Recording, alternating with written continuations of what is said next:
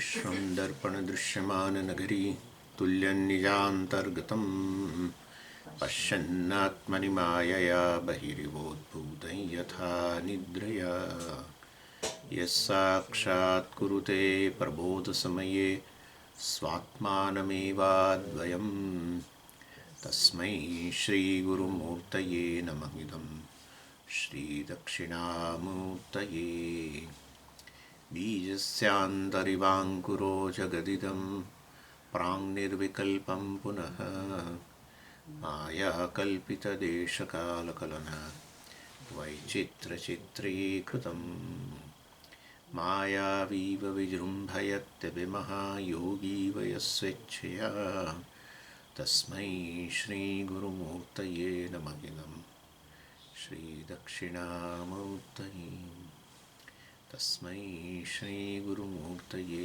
नमः इदं श्रीदक्षिणामूर्तये। ॐ सहना भवतु सहनौ भुनक्तु सह वीर्यङ्करवावहै तेजस्विनावधीतमस्तु मा विद्विषावहै।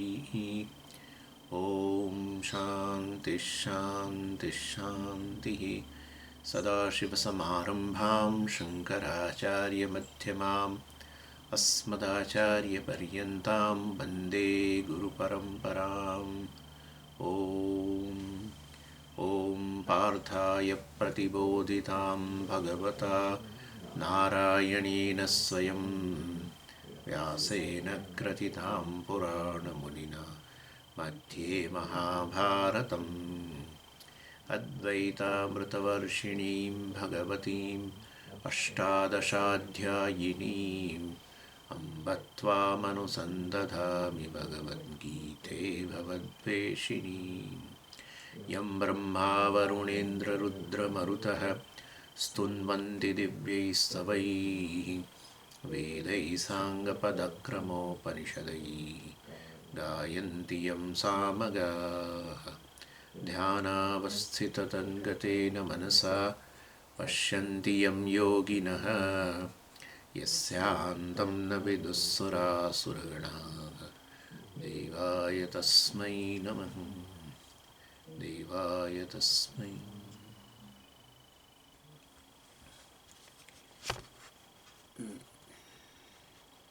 એટલે ત્રીજા અધ્યાયનો આપણે સાર જોતા હતા. ત્રીજા અધ્યાયની અંદર પ્રથમ 7 શ્લોક, પછી 8થી માંડીને 20 અને 20મા શ્લોકની બીજી કડીથી શરૂ કરીને 29 અને પછી 30થી 35 અને 36થી છેલ્લો શ્લોક સુધી 39. આ રીતે બધા સેક્શન.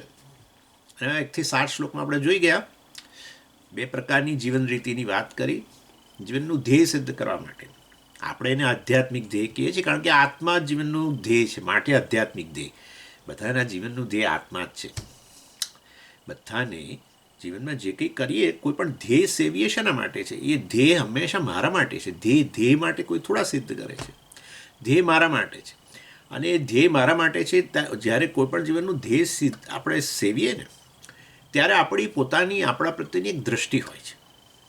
દાખલા તરીકે તમે જીવનનું ધ્યેય આપણે ધન ગણી લઈએ.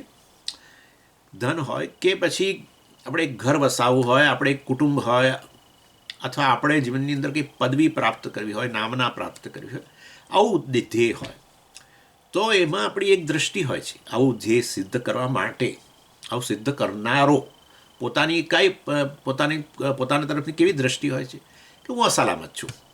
ધન શેના માટે મેળવીએ? સલામતી. સંબંધો શેના માટે? સલામતી. એક ઘર પોતાનું હોવું જોઈએ, ઘરનું ઘર શેના માટે? સલામતી માટે. નામના વગેરે શેના માટે? કે જેથી મારા નામના રૂપે તો હું ટકી જાઉં, મારું અસ્તિત્વ ટકી જાય. રૂપ તો રહેવાનું નથી, તો આપણે જાણીએ છીએ, બધા આપણે જોતા જ રહીએ છીએ રોજે રોજ કેટલાય રૂપને પછી નાશ પામે છે. બધાને બાળી નાખો કે દાટી દો કે જે કરો તે, પણ રૂપ તો નથી રહેતું. તો નામ રહી જાય. એના માટે બધાના હૃદયમાં મારું નામ રહે, બસ. એનું નામ જ નામના, કીર્તિ, અર્થાત મારું અસ્તિત્વ રહે. કારણ કે અસ્તિત્વ માટે મને પ્રેમ છે. અસ્તિત્વ સામે પડકાર આવે ને મને અસલામતી લાગે છે. એ વિચારો તમે કે આ બધી વસ્તુઓ જે પદવી પ્રાપ્ત કરવા માગીએ, કંઈ પણ આપણે જે પ્રાપ્ત કરવા માગીએ છીએ એ પ્રાપ્ત કરનારો જે છે એની એક પોતાની દૃષ્ટિ હોય છે પોતાના ધર્મ, અને એના આધારે જીવનના ધ્યેયના બદલાતા રહેતા હોય છે.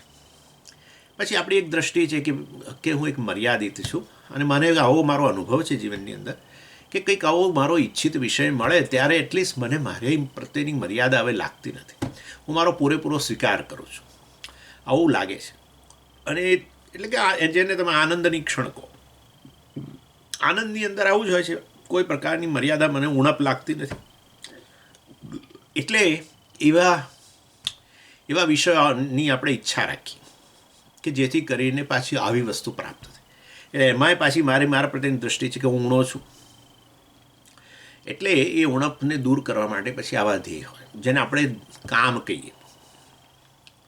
અને આ રીતે અર્થ હોય, કામ હોય, ધર્મ તો જાણે જીવનનું ધ્યેય બહુ થોડા લોકોનું, પણ ચાલો એને ગણી લેવું જોઈએ. ધર્મ દ્વારા છેવટે આપણે ઈચ્છીએ કે હું તો એક મર્યાદિત વ્યક્તિ છું અને આ રીતે અર્થકામથી જીવનની અંદર સલામતી અને સુખ મળે છે, તો આવીને આવી વસ્તુ ભવિષ્યમાં પણ મળવી જોઈએ. મને અત્યારે જ મળે એવું થોડું છે. મારી તો ઈચ્છા છે કે આ બધી વસ્તુ મને સતત મળતી રહે, સલામતીના વિષયો અને આનંદના વિષયો સતત જીવનમાં મળતા રહે.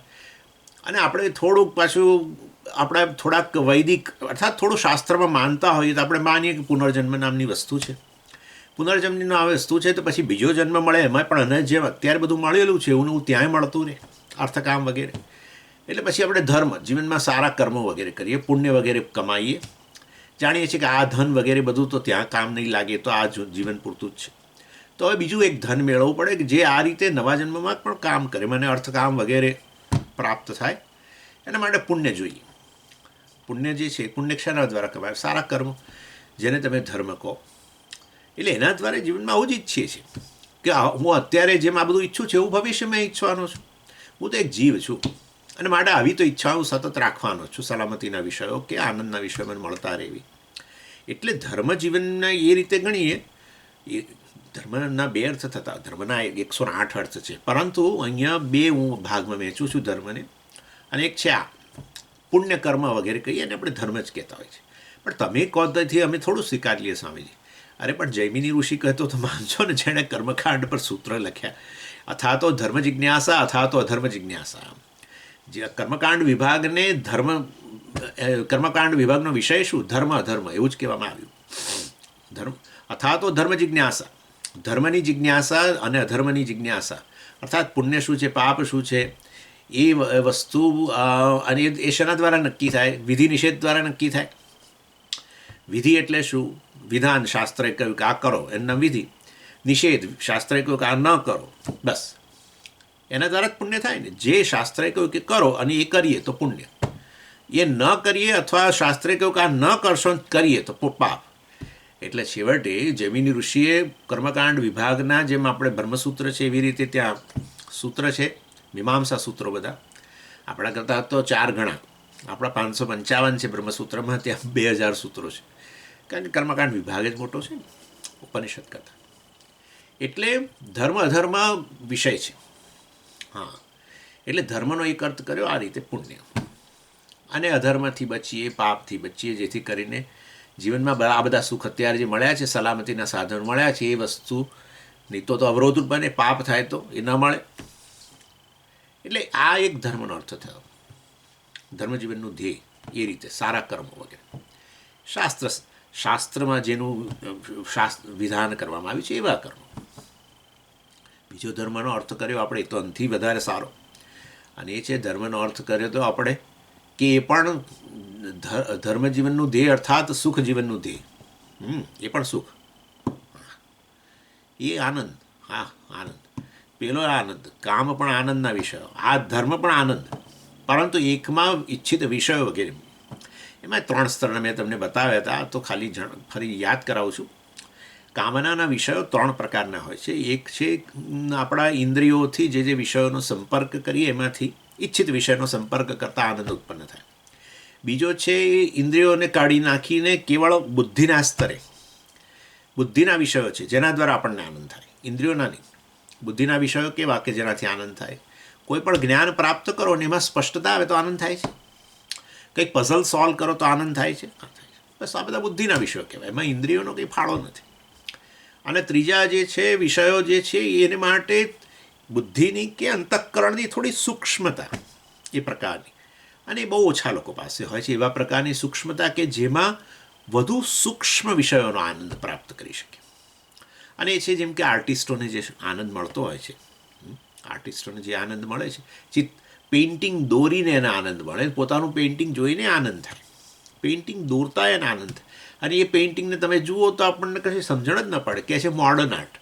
હવે તમે આમ ફરીને જુઓ તેમ ફરીને જુઓ, કશું આપણને કંઈ મજા જ નથી આવતી. આપણે એક સેકન્ડ માટે જોઈએ અને આગળ વધી જઈએ, કશો આનંદ ના આવ્યો. કેમ? પેલા ભાઈને આનંદ આવ્યો ને તમને આનંદ ના આવ્યો, કેમ? કારણ કે એનામાં એ પ્રકારની સૂક્ષ્મતા છે, સૂક્ષ્મ વસ્તુઓને માણવાની ક્ષમતા છે. મ્યુઝિકમાં એવું છે, મ્યુઝિક આવે પેલું પોપ મ્યુઝિક એટલે બહુ ધડાકામાં હોય એવું પેલું શું છે એને કહે છે પેલું રોક અને બીજું પણ આપણે ત્યાં નથી. એનીવે ચાલો, મને બહુ ખબર નથી. આપણા ત્યાં પેલું આ બધા બેન્ડ બાજા વગાડીને પેલું કરતા શું એને કહે છે, હું ભૂલી જાઉં છું. એનીવે પણ એ એક પ્રકારનું છે. અને શાંતિથી બેસી અને રાગનો આનંદ માણવો એ જુદી વસ્તુ છે. એના માટે સૂક્ષ્મતા જોઈએ. હવે એ ગ્રોસનેસ હોય. સ્વામીજી સામે તમે રાગ વગાડો, માલકંસની કેટલી વેરાયટી છે.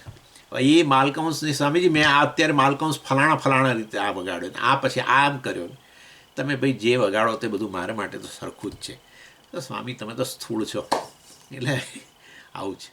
સૂક્ષ્મ બહુ એક સ્પેશિયલ વસ્તુ છે. હા, એ ખરેખર પુણ્ય છે કે તમે જીવનની અંદર સૂક્ષ્મ વસ્તુનો, કારણ કે સ્થૂળ વસ્તુનો આનંદ છે ને બહુ ઓછો ટકે, સૂક્ષ્મ વસ્તુનો આનંદ બહુ જ લાંબો ટકે. એટલે વ્યક્તિ એ રિયાઝ કરતો હોય છે ને, મ્યુઝિશિયન, એ 4 કલાક સુધી આ કરે, એ 4 કલાક આનંદ માણે.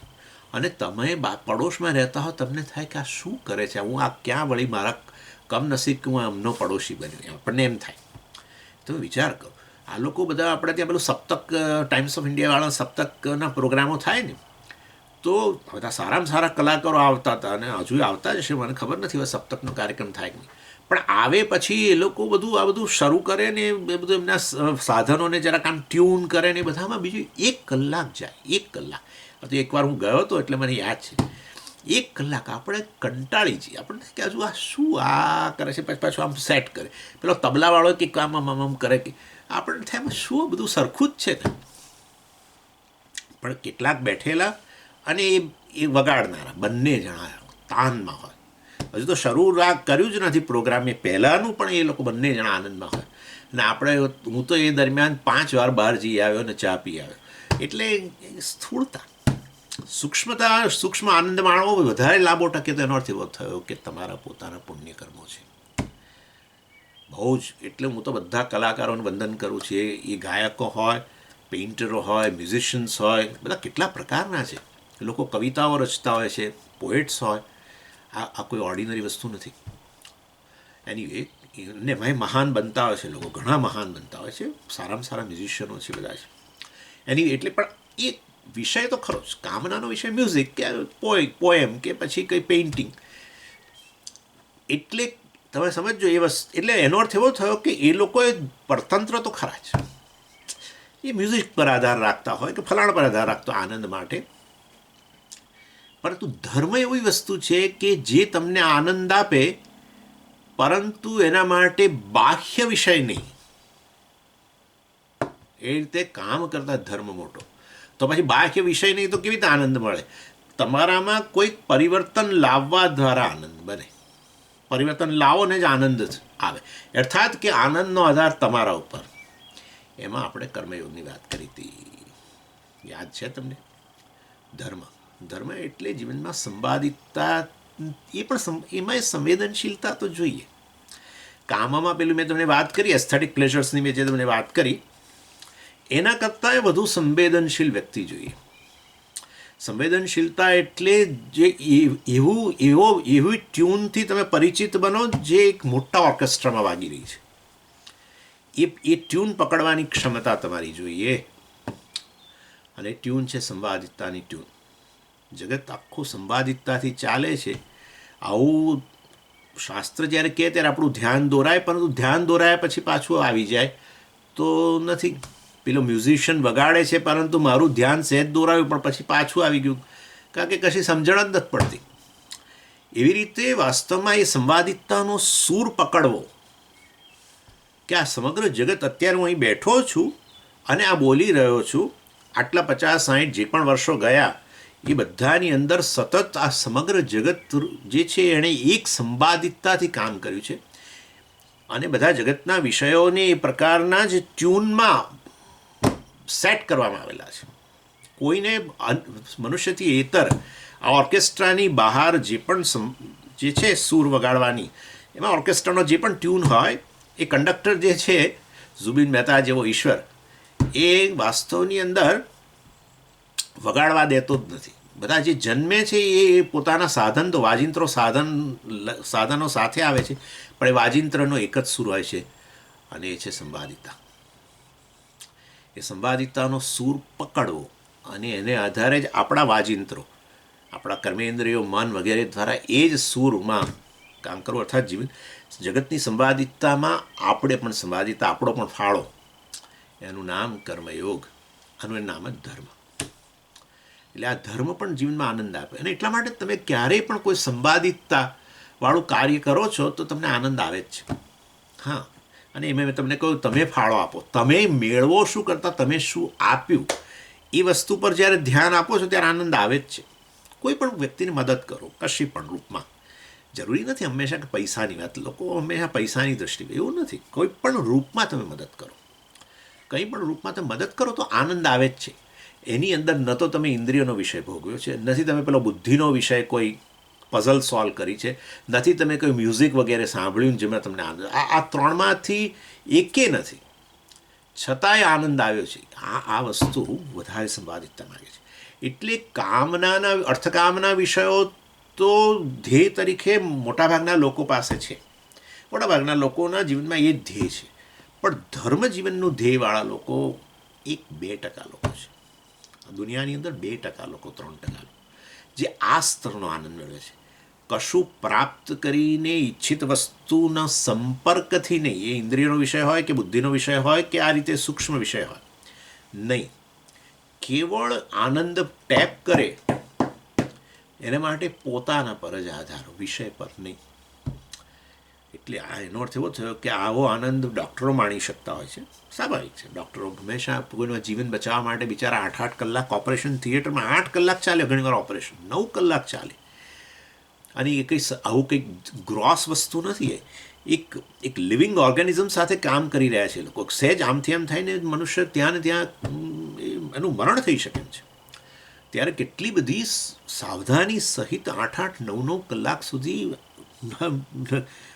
માથું નમાવીને કામ કરવું, અને એ વ્યક્તિ સમજો બચી ગયો કંઈક એવું ભારે ઓપરેશન, અને એ હૃદયમાં કોને આનંદ? પેલા ભાઈને તો જેનું જીવન બચી ગયું છે એના સગાવાલાને, એ વ્યક્તિ જ્યારે ભાનમાં આવશે ત્યારે એને તો થશે જ, પરંતુ આ કરનાર, સફળ ઓપરેશન કરનારને આનંદ થાય છે. સમજો, ઓપરેશનના પૈસા કરતાં તો આ ઘણી મોટી વસ્તુ છે, ઘણું મોટું એ લોકોએ કામ કર્યું છે જેની તુલના પૈસા સાથે નથી કરી શકાય એવી. એટલે ડૉક્ટરો આ સ્તરનો આનંદ મેળવે છે. બીજા પણ લોકો, જે લોકો જીવનમાં આ સંવાદિતતાનો સૂર ઓર્કેસ્ટ્રામાંથી પકડી લે છે, આ જગતરૂપી ઓર્કેસ્ટ્રા જે છે એમાંથી સંવાદિતતાનો સૂરને પકડીને એ ઓર્કેસ્ટ્રાનો મેમ્બર બની જાય છે, તો વાસ્તવની અંદર એ લોકો પણ આ આનંદ મેળવે છે. એનીવે, તમે આ ચર્ચા ક્યાં કાઢીએ? આમાં આવા જ છે. હમણાં જ મેં તમને કહું છું, મેં તમને ઓલરેડી કહી ચૂક્યો છું આ વસ્તુ. એનીવે 1-7 શ્લોકની અંદર 2 પ્રકારની જીવન રીતિની વાત કરી ભગવાને, કે જીવનનું ધ્યેય વાસ્તવિક રીતે જે છે એ જાણવું, અને એ ધ્યેયને જાણ્યા પછી આ 2 જીવન રીતિમાંથી ગમે તે એક જીવન રીતિ અપનાવી લેવી. 2 સાધનોના અનુષ્ઠાનથી આ ધ્યેય પ્રાપ્ત થશે. ધ્યેયની પ્રાપ્તિ કરવી હોય તો ધ્યેયને અનુરૂપ સાધન જોઈએ, અને 2 સાધનો છે, કર્મયોગ અને જ્ઞાનયોગ. પરંતુ પોતાની સ્થિતિને અનુરૂપ, ક્યાં જીવનમાં કર્મયોગની પ્રધાનતા અને જ્ઞાનયોગ ગૌણ એક જીવન રીતિ છે, બીજી કર્મયોગ ગૌણ અને જ્ઞાનની પ્રધાનતા છે બીજી જીવન રીતિ છે. પોતાનું અંતઃકરણ જે પ્રકારનું હોય એ પ્રકારે ઓનેસ્ટીથી આપણે આપણા જીવનની અંદર એ જે તે સાધનની પ્રધાનતાવાળું જીવન અપનાવવું જોઈએ. આપણે લાગે કે હજુ રાગ દ્વેષની ઘણી એ છે ને, એટલું કે મારું મન આની અંદર પૂરેપૂરું આખો દિવસ દરમિયાન કંઈ રહેવું નથી. આ જ ભણવું સ્વામીજી, આના ધ્યાન કરવું, સતત આના પર જ ચિંતન કરવું ને અને અનુરૂપ કંઈક ઉપાસના હોય તો એ કરવી ને અહમ બ્રહ્માસ્મિ અહમ બ્રહ્માસ્મિ. સાહેબ આ બધું આખો દિવસ મને બહુ ન ગમે. મને તો કંઈક બીજી પ્રવૃત્તિ. હા તો પછી ચાલો કર્મયોગની પ્રધાનતા એને ગ્રસ્થાશ્રમ કહેવાય. ગ્રસ્થાશ્રમમાં આ પ્રકારની કર્મયોગની પ્રધાનતા સાથે સાથે શ્રવણ. મોટાભાગના આપણા લોકોની આ જ વાત હોય છે. અને ભગવાને એ પણ કહી દીધું કે આ બે જીવન રીતિ મેં વાત કરું છું, પરંતુ કર્મયોગની પ્રધાનતા અને જ્ઞાનયોગ ગૌણ એને પ્રાધાન્ય આપવું વધારે સારું છે. કારણ કે જ્ઞાનની પ્રધાનતા આપણા જીવનમાં એટલી સરળતાથી નથી આવતી. આ પ્રકારનું જીવન જીવ્યા હોઈએ તો પછી કર્મયોગની ગૌણ બની જાય છે, કારણ કે અંતઃકરણ શુદ્ધ બને છે અને પછી જ્ઞાનયોગની પ્રધાનતા આવે છે. અને ભગવાને એના માટે બતાવ્યું કે સીધે સીધું આ રીતે કર્મયોગ વગેરેને ક્યાં તો બાયપાસ કરી દઈને જરૂર હતી તો પણ ન કરવો, અને સીધું જ્ઞાનને વરી જવું, નિવૃત્ત થઈ જવું, તો કયા પ્રકારના ભય રહેલા છે, ભયજનક સ્થિતિ સર્જાય. અને એટલે વાસ્તવની અંદર સંન્યાસ વગેરે ભગવાન સંન્યાસસ્તુ મહાબાહો દુઃખમ આપતું અયોગત. ભગવાને ચોખ્ખી ચેતવણી આપી દીધી. સંન્યાસ અત્યંત કઠિન વસ્તુ છે અને માટે સામાન્ય રીતે ભલે મેં બે પ્રકારની જીવન રીતિ કહી, જેમાં બંને સાધનોના અનુષ્ઠાનવાળી ધ્યેય સિદ્ધિ માટે, મોક્ષ માટે, જે જીવનનું વાસ્તવિક ધ્યેય છે એના માટે, પરંતુ અર્જુન આ જ વધારે યોગ્ય છે એવું પણ ભગવાને કહ્યું. ને એટલે અર્જુનને પણ ભગવાને કહ્યું કે આ કર્મમાંથી નિવૃત્ત થવું, યુદ્ધ છોડી દેવું એ કોઈ પણ રીતે હિતાવહ નથી, તારે યુદ્ધ કરવું જ જોઈએ વગેરે વગેરે. એટલે 7 શ્લોકો ફરી પાછું આ જરા જુદી. પછી હવે 8 થી 20 એમને 20મા શ્લોકની પ્રથમ કડી સુધી 8 થી 20 એની અંદર ભગવાને પછી કર્મયોગની વાત કરી. કર્મયોગ જે એનો મુખ્ય વિષય છે આ અધ્યાયનો, એની વાત કરી. કર્મયોગ શું વસ્તુ છે અને સાત્વિક કર્મ જે છે. કર્મયોગમાં કર્મનો અર્થ તો સાત્વિક કર્મ જ કરવા જોઈએ, અને યોગનો અર્થ છે આ વલણ, આપણી એટીટ્યૂડ. બે પ્રકારની વસ્તુ છે, એટીટ્યૂડ અને વેલ્યુઝ. અહીંયા એટીટ્યૂડ વલણ, જીવનમાં આપણી ભાવના, જેને ભાવના કહીએ છીએ આપણે ગુજરાતીમાં. ભાવના બહુ મોટી વસ્તુ છે. હવે માતૃદેવો ભવ પિતૃદેવો ભવ આ ભાવના જ છે. માતા દેવ છે, પિતા દેવ છે, કે મહેમાન અતિથિ દેવો ભવ વગેરે વગેરે. એટલે આ એટીટ્યૂડ છે, આ વેલ્યુઝ નહીં. વેલ્યુઝ એટલે તો આપણે પેલી બધા મૂલ્યો, સત્ય, અહિંસા અને તેને વગેરે બધું એ નહીં. કેટલીક વસ્તુઓ એટીટ્યૂડ્સ, ભાવના, એ ભાવના પવિત્ર કરનારી વસ્તુ છે. મૂલ્યો જેમ તમને પવિત્ર કરે, અંતઃકરણને શુદ્ધ કરે, એવી રીતે ભાવના પણ. માતા પિતા વગેરેને આ રીતે દેવના રૂપમાં જોવા એ શુદ્ધિ જ છે, બીજું કશું નથી.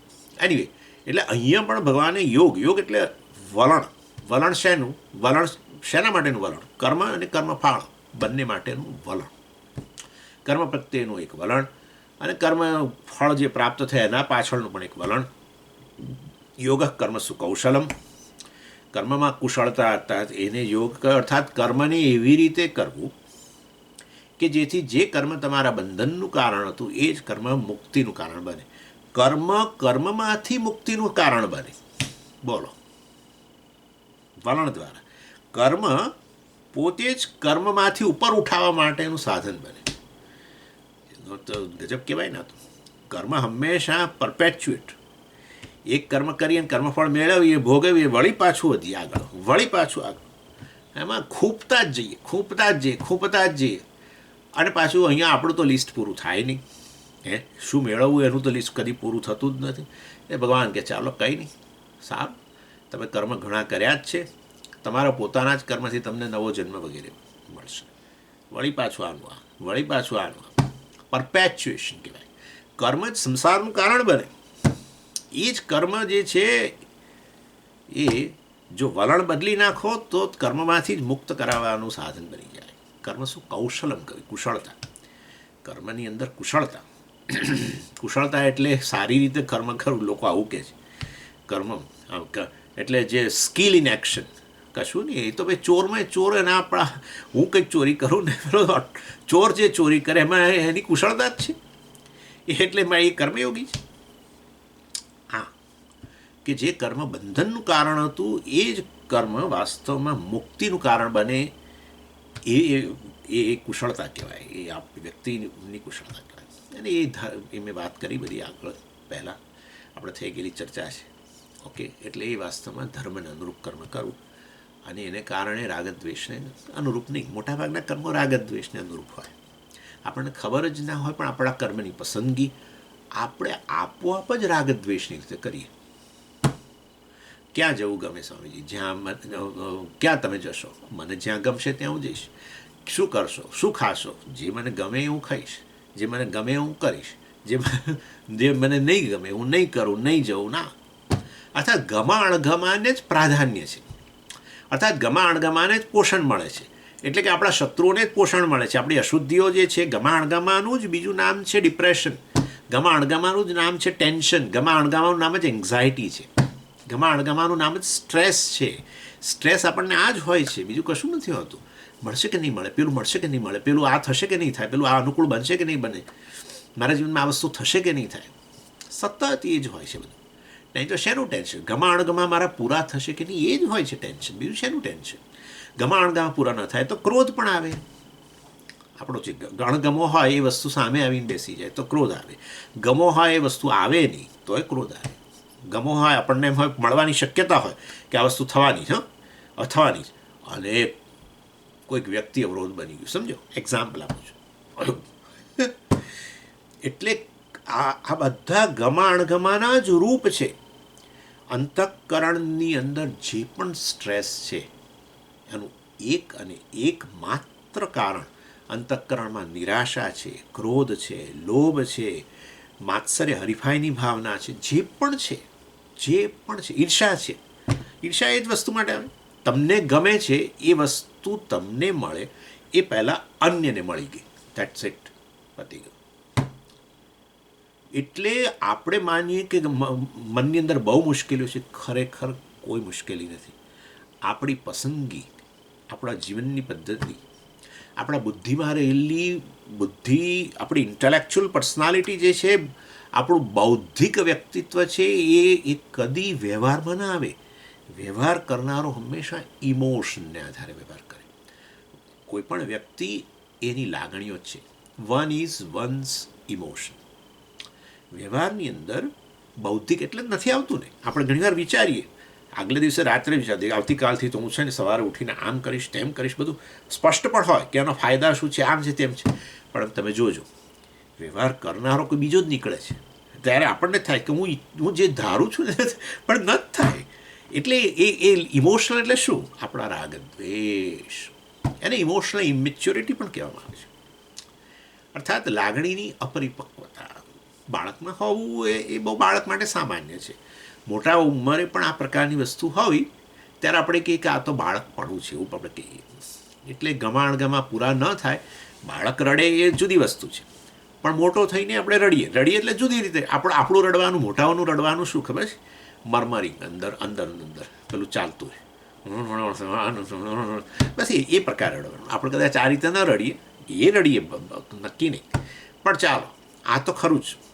એટલે એનો અર્થ એવો થયો કે એક વસ્તુ, એક વિકાસ આપણે જે જીવનમાં કરવાનો તો આ ગમા અણગમાને ધીરે ધીરે ઓછા કરી અને જીવનમાં જે વાસ્તવિકતાઓ છે એને સ્વીકારતા જવું ને એને આધારે આપણે જીવનમાં કર્મની પસંદગી કરવી, ધર્મને આધારે પસંદગી કરવી. ધર્મ જીવનની વાસ્તવિકતા છે. ધર્મ ઈશ્વરનું મેનિફેસ્ટ રૂપ છે, સંવાદિતતા. આ હું તમને બતાવી શકું. ભગવાને તો 2 ચક્ર જ બતાવ્યા અહીંયા. ભગવાને અહીંયા બતાવ્યા ને, અન્નાદ ભવંતિ ભૂતાની, પર્જન્યાદન્ન સંભવ, યજ્ઞાદ ભવતિ પર્જન્ય, યજ્ઞ કર્મ સમુદ્ભવ, કર્મ બ્રહ્મોદ્ભવમ વિદ્ધિ, બ્રહ્માક્ષરમ સમુદ્ભવમ. ભગવાને 1-2 ચક્ર બતાવ્યા કેવી રીતે આ જગતમાં બધા લોકો ટકેલા છે. અન્નથી ટકેલા છે. અન્ન કેવી રીતે આવ્યું ને એ ક્યાંથી આવ્યું ને એ કેવી રીતે? અન્નાદ ભવંતિ ભૂતાની, અન્નને કારણે જ આ ભૂતાની બધા પ્રાણીઓ ટકેલા છે. એ અન્ન કેવી રીતે આવ્યા? વૃષ્ટિમાંથી. વૃષ્ટિ કેવી રીતે આવી? એટલે ભગવાને 1-2 ચક્ર બતાવે કે જો કેવું સંવાદિતતાથી ચાલે છે બધી જ વસ્તુઓને. સંવાદિતતામાં જે સૂર છે, પ્રત્યેક એ સૂર કેવળ યજ્ઞનો સૂર છે. સમર્પણ, યજ્ઞ એટલે સમર્પણ. સમર્પણનો સૂરથી જ બધું ચાલી રહ્યું છે.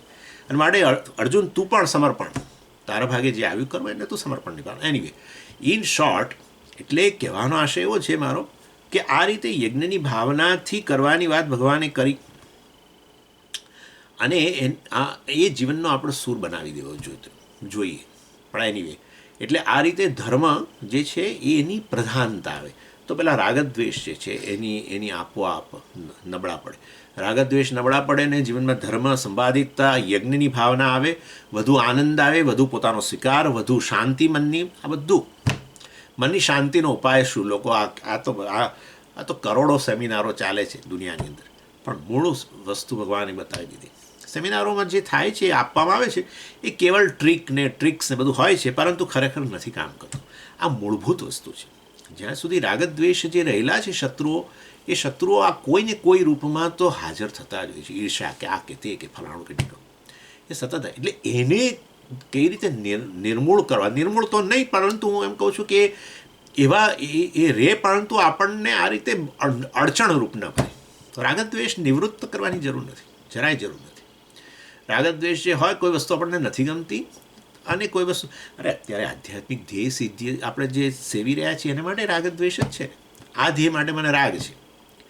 આપણા અહીંયા જ અમારા પરિસરની અંદર જ મિત્રો બેઠેલા છે. અહીંયા હવે કેટલાક મિત્રો છે જે લોકોને આ વસ્તુ આવે આશ્રમની અંદર, પરંતુ આ બધી વસ્તુને નહીં, ખાલી રજાઓ પડી છે, ચાલો 2-3 દિવસ જરા જઈ આવીએ, સારું ખાવા પીવાનું, અને આ હરીએ ફરીએ, ટહેલ કરીએ, ચાલવા જઈએ, વાતો કરીએ ભેગા થઈને. મિત્રો આવ્યા દૃષ્ટિથી આવે છે લોકો.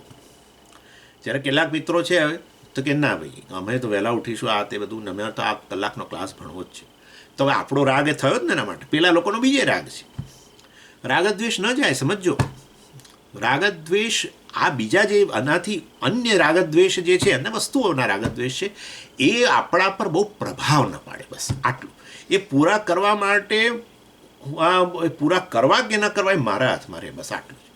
અત્યારની તો શું સ્થિતિ હોય છે સામાન્ય રીતે? રાગદ્વેષ ફરજ પાડે એમની પૂર્તિ માટે કે અમને પોષણ આપવો જ નહીં, એ આપણને અન્ય કોઈ વિકલ્પ લેવા જ નથી. તો એનો અર્થ એવો થયો કે તો પછી જીવનનું ધ્યેય જ સિદ્ધ ન થઈ શકે.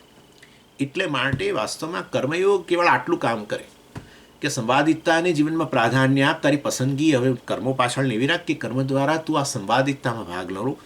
યજ્ઞની ભાવના હોય તારામાં, નહીં કે તારા રાગદ્વેષ પોષવા. એ વાસ્તવની અંદર યોગ થઈ ગયો. યોગ કર્મસુ કૌશલમ. અને બીજું કયું? સમત્વમ યોગ ઉચ્ચતે. કર્મફળ પાછળ સેમનેસ. કારણ કે તું એકવાર કર્મ અત્યારે તે કર્યું, એ ગયું આ જગતની અંદર.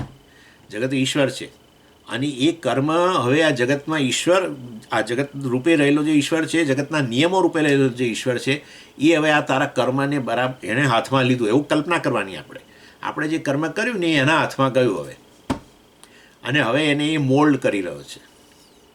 શરા કેવી રીતે મોલ્ડ કરે છે? આપણા કર્મફળ, અને આ કર્મફળ આપણા કર્મફળ રૂપે આપણને પાછું આપવા માટે જગતના નિયમોથી. એટલે જે મોલ્ડ કરીને જે આવશે તમારી પાસે, સમજ? મોલ્ડ એટલે શું? એટલે એને ઘડવું. કર્મ જે છે એ કર્મફળના રૂપમાં જ પાછું આવશે ને, પરિસ્થિતિના રૂપમાં આવશે તો ખરું જ ને, જે તમે કર્મ કર્યું છે પછી. તો વાસ્તવમાં એ પરિસ્થિતિ આપનારો ઈશ્વર જ થઈ ગયો ને. નિયમો ઈશ્વર છે, બધું ઈશ્વર જ છે. હવે એ ચર્ચા મારે અત્યારે કરવાની જરૂર નથી, પરંતુ નિયમોના રૂપમાં ઈશ્વર છે અને આ જગતના રૂપમાં ઈશ્વર છે, સર્વનામ રૂપમાં ઈશ્વર છે. આટલું તો સરળ છે સમજવું કે આપણા સપના જગતના અંદર જે કંઈ નિયમો હોય છે ને, સપના જગત પણ હોય છે, અને સપના જગત જે નિયમોના આધારે કામ કરે છે, તમે જ છો ને તમારાથી અન્ય કયું મટીરિયલ છે? આટલું તો સમજી જ શકીએ છીએ કે આપણી પોતાની સૃષ્ટિ જે છે, એ સૃષ્ટિ અને સૃષ્ટિ જે કામ કરે છે, જે નિયમોથી કામ કરે છે, બધું સપના જગતમાં તમે જુઓ કે એક વ્યક્તિના હાથમાંથી એ બોલ સરક્યો અને સીધો પડ્યો જમીન પર. તમે એવું જોયું દાખલા તરીકે, તો એ ગુરુત્વાકર્ષણનો નિયમ એ તમે જ છો ને, બરાબર છે ને? કે પછી બહારથી આવે છે ગુરુત્વાકર્ષણનો નિયમ? કશું નથી આવતું, બધું તમે જ છો. ઇન શોર્ટ એનો અર્થ એવો થયો કે આ જગત પણ જે છે ને, જગતના નિયમો પણ ઈશ્વર છે. કર્મ જે કર્યું, ઇનફેક્ટ એ તો મારે અત્યારે નથી ભાઈ ચર્ચા કરવી. કર્મ જે કરીએ છીએ અત્યારે હું બોલી રહ્યો છું, એ નિયમો છે, કોઈ મેનમેડ લો નથી. આ ટ્રાફિકના નિયમો એ મનુષ્ય બનાવેલા છે, ટેક્સના નિયમો મનુષ્ય બનાવેલા છે, એડમિનિસ્ટ્રેશનના નિયમો મનુષ્ય બનાવેલા છે, બંધારણ નિયમોવાળું એ બધું મનુષ્ય બનાવેલું છે. આ હું બોલી રહ્યો છું એ મનુષ્ય બનાવેલું છે. મનુષ્યએ નક્કી કર્યું કે બોલવા માટે આ નિયમ જોઈએ. કશું નહીં ભાઈ, આ જોક ખુલ્લું થાય ને પછી ફરી બંધ ન થાય, લોક થઈ જાય છે. એટલે કેટલાક લોકોના આજે હોય જડબા લોક થઈ જાય, ક્યાં ખુલે જ નહીં, ક્યાં ખુલે તો બંધ ના થાય. થઈ શકે, કંઈ પણ થઈ શકે. કંઈ પણ થઈ શકે, એટલું યાદ રાખવું આપણે. સફળતા, ખુલ્લું બંધ થવું સફળતા, અને બંધ થયા પછી ન ખુલવું અથવા ખુલેલું બંધ ન થવું નિષ્ફળતા. સફળતા નિષ્ફળતા વચ્ચે એક પાતળી ડિમાર્કેશન લાઈન છે. બસ સફળતાને નિષ્ફળતામાં કન્વર્ટ કરી શકે, નિષ્ફળતાને સફળતામાં કન્વર્ટ કરી શકે એવી એક ડિમાર્કેશન લાઈન છે, જેને કહેવાય ગ્રેસ. એ બીજું કશું નથી, આપણું પોતાનું જ કર્મફળ છે. ઈશ્વરે જે આપણને આપેલી છે પરિસ્થિતિ, ઈશ્વર કર્મફળ દાતા છે, એ જ મોકલે છે. પરંતુ મારા કયા કર્મને આધારે આ પરિસ્થિતિ આવી, જે તે પરિસ્થિતિ નિષ્ફળતા કે સફળતા, એ મને ખબર નથી, એ ખબર નથી. પરંતુ જો અનુકૂળ પરિસ્થિતિ આવી તો આપણે તરત કહીએ કે વાસ્તવમાં એ ઈશ્વરનો અનુગ્રહ છે, ઈશ્વરે આપેલું આપણું જ કર્મફળ. પરંતુ એ એવું કર્મફળ એવી રીતે આપ્યું કે જેથી આપણને અનુકૂળ હતું, આપણે ઈચ્છતા હતા ને આપણને મળ્યું. ઈચ્છે આપણે જે ઈચ્છીએ મળે, અને ઈચ્છા કરતાં વધારે મળે. આ બે શક્યતા. એક, ઈચ્છીએ એના કરતાં ઓછું મળે, અને ઈચ્છીએ એના કરતાં વિરુદ્ધ જ મળે, વિરુદ્ધ, કલ્પના પણ ના કરી હોય એવું મળે. આ બીજું, આ નિષ્ફળતા કહીએ અને સફળતા કહીએ. આ સફળતા નિષ્ફળતા વાસ્તવની અંદર એ તો આપણો જ ખ્યાલ છે. આપણી અપેક્ષા પ્રમાણે હોય, અપેક્ષા પ્રમાણે હોય તો આપણે કહીએ કે આ સફળ થયા, અપેક્ષા કરતાં વધારે હોય તો કહીએ સફળ થયા, અપેક્ષા કરતાં ઓછું હોય કે વિરુદ્ધ થાય તો આપણે કહીએ નિષ્ફળ. અને હમણાં તમે તાત્કાલિક જોઈ જ ગયા છો, હમણાં જે થયું ચૂંટણીમાં, કોઈની અપેક્ષા નહોતી. સમજો વસ્તુ, કોઈની અપેક્ષા જ નથી. આવું થઈ શકે, આપણને આઘાત લાગે, કારણ કે આપણી અપેક્ષા કરતાં જરા વિરુદ્ધ નીકળ્યા. તો આ તો એવું થયું છે કે બચી ગયા, કહીએ ને આપણે, બચી ગયા એવી સ્થિતિ છે અત્યારે. એવું જ થયું છે. થોડુંક આમથી આમ થયું હોત તો બિલકુલ વિરુદ્ધ જ ગયું હોત. બચી ગયા છે એટલી એક સેવિંગ ગ્રેસ થઈ છે.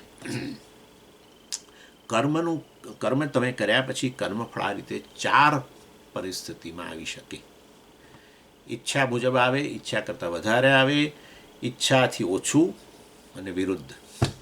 વિરુદ્ધ કંઈ પણ સમજ, ઈચ્છાથી વિરુદ્ધ સમજાતું નથી. રસ્તો ક્રોસ કરવાનો હોય, આ તો અમારા સ્વામીજી ઉદાહરણ આપતા, બીજું ઉદાહરણ આપું તમને. રસ્તો ક્રોસ કરવાનો હોય તો એમાં તમે ક્રોસ કરીને પહોંચો, શેના માટે ક્રોસ કરો છો? સામે બસ સ્ટેન્ડ છે, તમારે બસ પકડવાની છે, સમજો, બસ પકડવાની. અને તમે રસ્તો ક્રોસ કર્યા અને પહોંચી ગયા બસ સ્ટેન્ડ, અને તમે અપેક્ષા રાખતા હતા કે આ બસનો ટાઈમ જ છે, અને બસ આવીએ ખરી ઈચ્છા મુજબ. તમે પહોંચ્યા, રસ્તો ક્રોસે કરી દીધો, અને બસ હજુ આવી નથી એ પહેલાં તો તમારો મિત્ર કાર લઈને આવ્યો, અને કે કેમ તું અહીં ઊભો છું? તો કે ના, હું તો બસ મારે ઓફિસ જવાનું છે, આ બસની રાહ જોઈ ઊભો છું. અરે હું ઉતારી દઉં તને.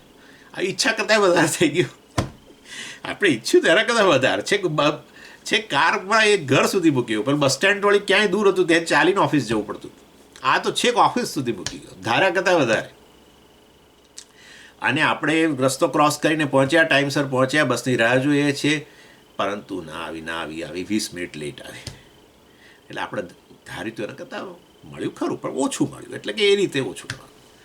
અને રસ્તો ક્રોસ કરતા હતા, અને આપણે સીધા જાગ્યા હોસ્પિટલની અંદર.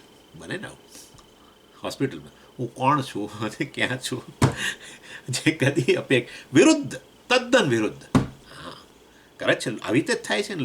લોકો રસ્તો ક્રોસ કરતા હોય છે, અને બિચારા કલ્પનાએ નથી કરી હોતી કે અમે હોસ્પિટલમાં અહીંયા જાગીશું. થાય છે આવું. ઘણા બિચારા જાગતા જ નથી, બીજા શરીરમાં જાગે. આવું એ બને, we don't know. In short, હું તમને ઇમોશનલ લોજિક નથી આપતો, આ વસ્તુ હકીકત છે. આપણા પોતાના જીવનનું સર્વાઈવ કાઢો કે કેટલી પરિસ્થિતિમાં ધાર્યા મુજબ મળ્યું છે, ધાર્યા કરતાં વધારે મળ્યું છે, ધાર્યા કરતાં ઓછું મળ્યું છે, ધાર્યા કરતાં વિરુદ્ધ પણ થયું છે. આવું થાય છે. અને આ બધું ઈશ્વર સૃષ્ટિમાંથી જ આવે છે, ઈશ્વરના નિયમોથી જ આવે છે, ઈશ્વર જ આપે છે. માટે સેમનેસ. અપેક્ષા જરૂર રાખું તો જ તો કર્મ કરીશ. અપેક્ષા જરૂર રાખું કે આ મળવું જોઈએ, પરંતુ બીજા પ્રકારનું મળે તો પણ પ્રસાદ એટલે કરું જે આવે છે. પ્રસાદસ્તુ પ્રસન્નતા. પ્રસન્ન ચેતસો હ્યાશુ, ભગવાને કહ્યું ત્યાં પ્રસન્ન ચેતસ હ્યાશુ. પ્રસન્ન, એ આગળનું સહેજ ભૂલી ગયો છું. પ્રસન્ન ચેતસ આશુ, શીઘ્ર જીવન જો પ્રસન્ન ચેતસ હશે, પ્રસાદ બુદ્ધિ હશે, તો જરૂર આ વ્યક્તિ એના રાગદ્વેષ શમી જશે. રાગદ્વેષને અનુરૂપ ન આવ્યું તો પણ તો આપણું વલણ એવું હતું કે ભાઈ જે આવ્યું છે એ ઈશ્વરનો પ્રસાદ છે. એવું કર્યું એટલે પેલા રાગદ્વેષને પોષણ ન મળ્યું. નહીં તો આપણે રાગદ્વેષને જ પ્રાધાન્ય આપ્યું હોત તો તરત હું નિષ્ફળ છું એમ જ કહીએ ને, હું નિષ્ફળ છું, હું આમ છું. આ વ્યક્તિ, કર્મયોગી વ્યક્તિ બહુ જ ઓબ્જેક્ટિવ છે, ઓપન માઇન્ડેડ છે, સંકુચિત દૃષ્ટિ નથી. રાગદ્વેષને અનુરૂપ જ મળવું, મારા સ્વાર્થ પૂરા થવા એ જ થવું, એવી દૃષ્ટિ નથી. એવું હોય તો જરૂર આપણે આમંત્રણ આપી રહ્યા છીએ બધી જ વસ્તુઓને, નિરાશા, કામ, ક્રોધ, ઈર્ષા, બધાને આમંત્રણ આપણે આપીએ છીએ. આપણી પોતાની સંકુચિત દૃષ્ટિ આપણને ગંદા ખાડામાં નાખે છે. એટલે જીવનમાં બધું હોય પણ માણવા માટે જે મન જોઈએ એમ નથી મળતું. મન મુક્ત જોઈએ. મન હંમેશા પ્રસન્ન હોય. પ્રસન્ન ત્યારે જ હોય જ્યારે જીવનમાં જે પણ પરિસ્થિતિ આવે એને સ્વીકારવા માટેની તૈયારી હોય. એ રાગદ્વેષને અનુરૂપ હોય કે ન હોય, ગમાને અનુરૂપ હોય એના કરતાં વધારે મળે અથવા ન મળે કે ઓછું મળે. તો સેમનેસ, સમત્વમ યોગ ઉચ્યતે. ભગવાને 2 વ્યાખ્યાઓ કરી કર્મયોગની. સમત્વમ યોગ ઉચ્યતે, યોગ કર્મસુ કૌશલમ. કર્મસુ કૌશલમ, કર્મમાં કુશળતા, એ કર્મ પાછળની ભાવના. અને સમત્વમ યોગ ઉચ્યતે, એ કર્મ ફળ પાછળની ભાવના. આ રીતે વાસ્તવની અંદર આ જે 1 થી 7 શ્લોક તો પેલી જીવનશૈલીની વાત કરી, પદ્ધતિ. પછી આ 8 થી તે આપણે 20 શ્લોકની પ્રથમ કડી સુધી, આ 20 થી 29ની અંદર ભગવાને સલાહ આપી પેલા ડાયા લોકોને. ડાયા જે છે શ્રેષ્ઠ લોકો, આમ તો જ્ઞાનીઓ, પરંતુ એને આપણે વિસ્તાર કરવાનો. જ્ઞાનીઓ અર્થ જીવનમાં જેને તમે સામાજિક રીતે શ્રેષ્ઠ વ્યક્તિઓ કહો ને, જેના તરફ બધાએ નજર કરતા હોય અને એ જે કે એ લોકો કરવા તૈયાર હોય, લોકો જેની પ્રેરણાથી ચાલતા હોય, આવા લોકોએ પોતાનો વ્યવહાર અમુક પ્રકારે રાખવો જોઈએ જેથી કરીને સમાજમાં ખરાબ છાપ ન પડે. ખરાબ છાપ એટલે લોકો ખોટો સંદેશ ન લઈ જાય. એવું ભગવાને સરસ કહ્યું. અને મેં તમને કહ્યું હતું, આમ તો જ્ઞાનીની વાત પછી મેં તમને કહ્યું કે 4 પ્રકારના લોકો છે જેને આપણે શ્રેષ્ઠ ગણતા હોઈએ છીએ. સામાન્ય રીતે પ્રથમ મા બાપ. બાળક માટે મા બાપ ઈશ્વર જ હોય છે, જનક અને જનની જ હોય છે. આપણો ઈશ્વર જનક જનની જ છે. બધા મેરિડ છે. આપણા બધા ભગવાનો મેરિડ જ છે, કોઈ કુંવારા નથી. તમે મને હનુમાનજીની વાત ન કરશો. સામાન્ય રીતે આપણે વિષ્ણુ ગણો, બ્રહ્મા ગણો કે એની વાત કરું છું. હનુમાનજી પણ આમ જેને આપણે સામાન્ય રીતે આ બ્રહ્મા વિષ્ણુ મહેશના જ રૂપમાં અવતાર ગણે છે. એવું કહેવાય છે હનુમાનજી પણ શિવજીનો અવતાર હતા, જે હશે તે.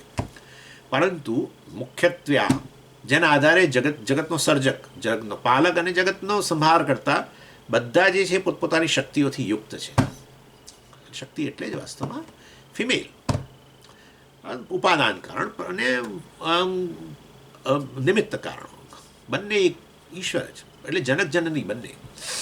એક વિષ્ણુ ભગવાન જે પોતાની સાથે જ રાખે છે શક્તિને, પોતાનાથી અળગા કરતા જ નથી. વક્ષસ્થળ પેલા તો વળી એનાથી આગળ વધી ગયા, અર્ધનારીશ્વર થઈ ગયા, અડધું અડધ આપી દીધું. એટલે સમજો, આ જનક જનની બહુ મોટી વસ્તુ છે આ તો. એટલે આ જનક અને જનની આના બાળકના એ જ એના માટે ઈશ્વર. પછી તો એ લોકો બિચારા એમની તકલીફો છે ને એની અસર બાળકના મન પર. પ્રત્યેક મનુષ્યનું બાળક એક શોખ, જબરજસ્ત શોખ લઈને જન્મે છે અને એ શોખમાંથી મુક્ત થવા માટે જ વાસ્તવમાં કરતું હોય છે પ્રયત્ન. અને એ છે એનો વિશ્વાસ. એણે જે પૂર્ણ વિશ્વાસ મૂક્યો કે આ તો ઈશ્વર જ છે, એનો ઘાત થઈ જાય છે. કોઈ મનુષ્યમાંથી અપવાદ નથી. કારણ કે ટોટલ ટ્રસ્ટ ન રાખે બાળક તો વાસ્તવમાં એ જીવી જ ન શકે, એવી છે સ્થિતિ. અને માટે પૂર્ણ વિશ્વાસ મૂકે છે. એ પ્રકારની વ્યવસ્થા જ છે, પૂર્ણ વિશ્વાસ. અને જ્યારે ગર્ભમાં હતું ત્યારે તો પૂર્ણ વિશ્વાસ, અને એ પૂર્ણ વિશ્વાસ હતો. એક વ્યક્તિની અંદર એક વ્યક્તિ ઉછરી રહી છે, એના પોતાના ધબકારો હોય છે, પેલા માપતા હોય છે જે આપણા ડૉક્ટરો.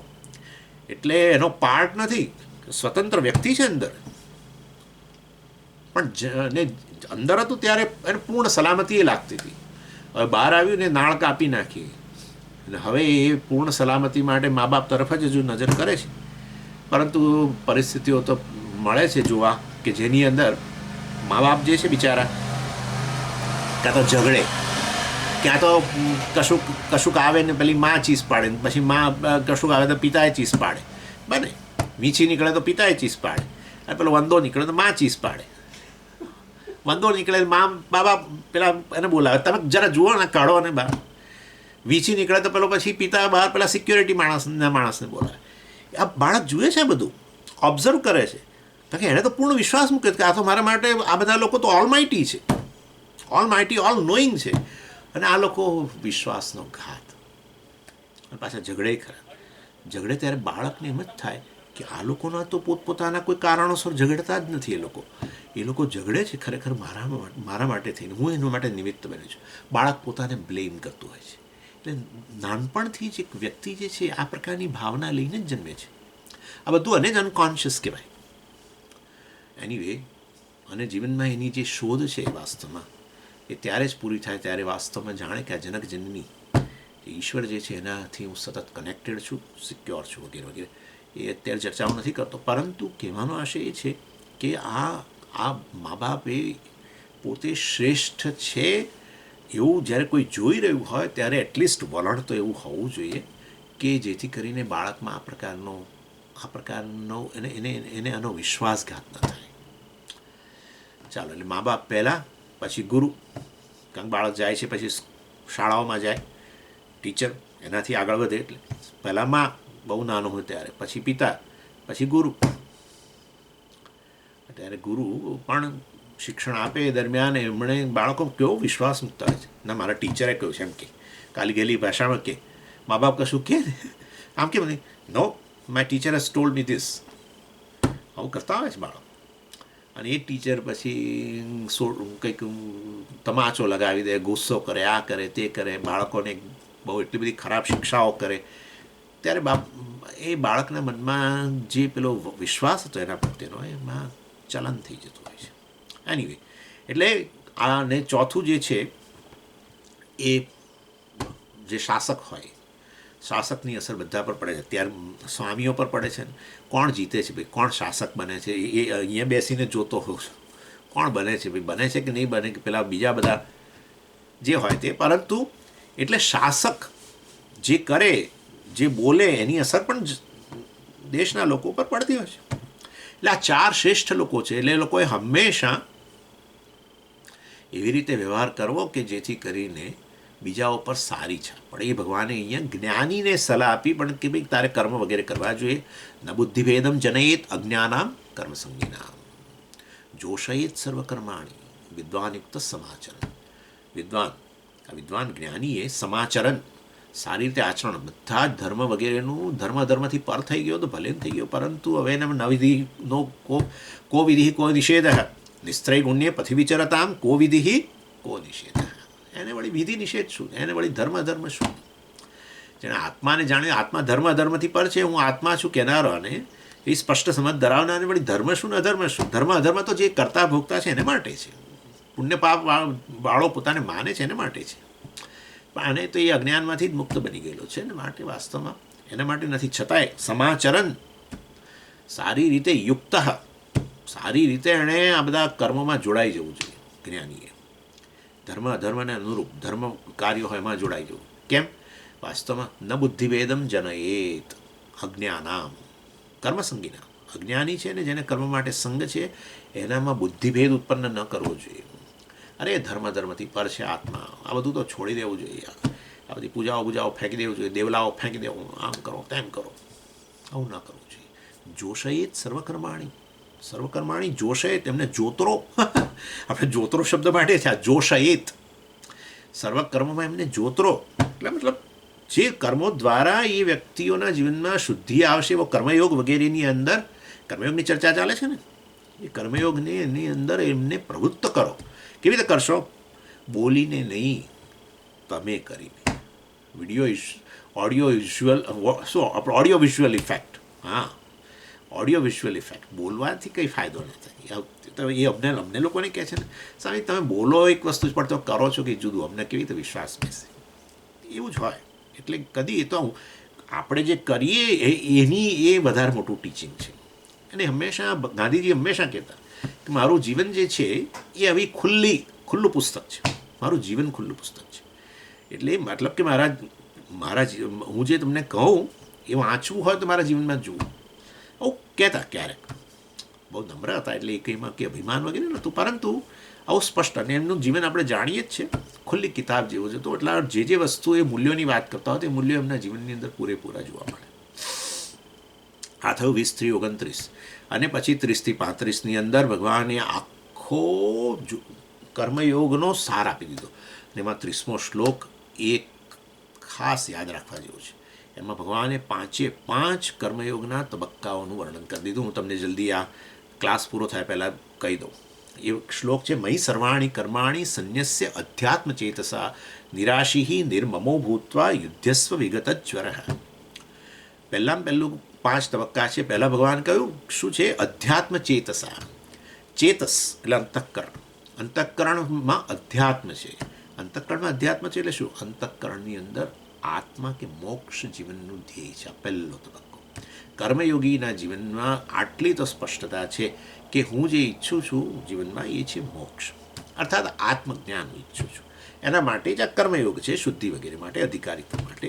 આ પ્રકારની સ્પષ્ટતા છે.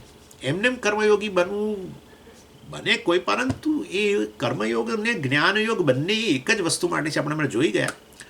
એટલે વાસ્તવમાં એના જીવનમાં આટલી સ્પષ્ટતા છે. એટલે ભગવાન પહેલું કે છે અધ્યાત્મ ચેતસા.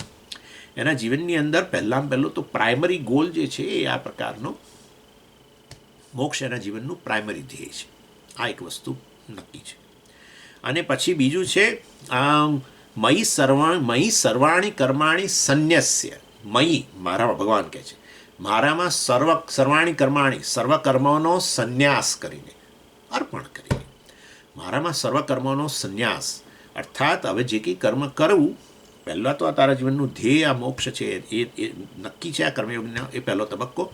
પછી બીજો તબક્કો છે ઈશ્વરાર્પણ બુદ્ધિથી કર્મ.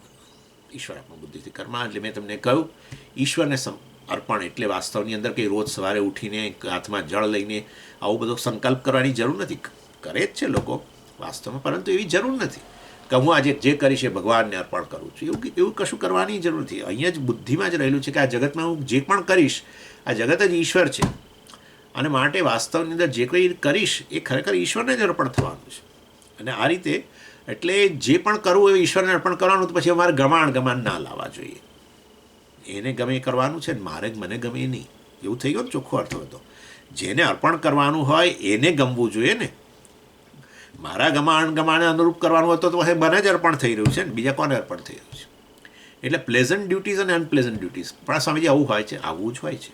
સામાન્ય રીતે જે કરવું ગમે આપણને એ કરવા યોગ્ય નથી હોતું, અને જે ન કરવું જોઈએ એ જ કરવું ગમતું હોય છે.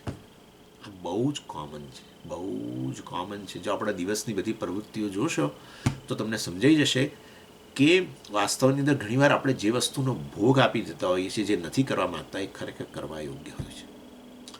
અને ખાસ કરીને ધાર્મિક પ્રવૃત્તિઓ કે આવી આધ્યાત્મિક પ્રવૃત્તિ, લક્ષણ વગેરે, એનો કંઈ પણ આપણને લાગે કે હવે આ બધું કોન્ફ્લિક્ટ ઓવરલેપ થઈ રહ્યું છે બધી પ્રવૃત્તિ, તો પહેલાં અને છોડી દેવાનું ગમશે, પૂજા છોડી દેવાનું ગમશે, પેલું છોડી દેવાનું ગમશે. અડધો કલાક પછી ફોન પર વાત કરશે, ટોલ ટપ્પા કરશે, પણ આ તો છોડી દે. કેમ? મારી પાસે આજે ટાઈમ જ નથી. જે કરવું જોઈએ ખરેખર, જે પ્રત્યેક પ્રવૃત્તિ તમને તમારા ધ્યેય તરફ નજીક લઈ રહી છે, ઈશ્વરનો અનુગ્રહ તમે ટેપ કરી રહ્યા છો. ધાર્મિક પ્રવૃત્તિ કરો, બરાબર, કે આધ્યાત્મિક પ્રવૃત્તિ કરો, તો તમે તમારા ધ્યેય તરફ જઈ રહ્યા છો આગળ. એને જ પહેલાં ભોગ આપે છે. એટલે ઈશ્વર અર્પણ બુદ્ધિ એટલે હવે ઈશ્વરને અર્પણ કરો, તો પછી વાસ્તવની અંદર એને ગમે એ કરવું. એટલે પ્રત્યેક જે કંઈ કરીએ એને આપણે પ્લેઝન્ટ બનાવીએ.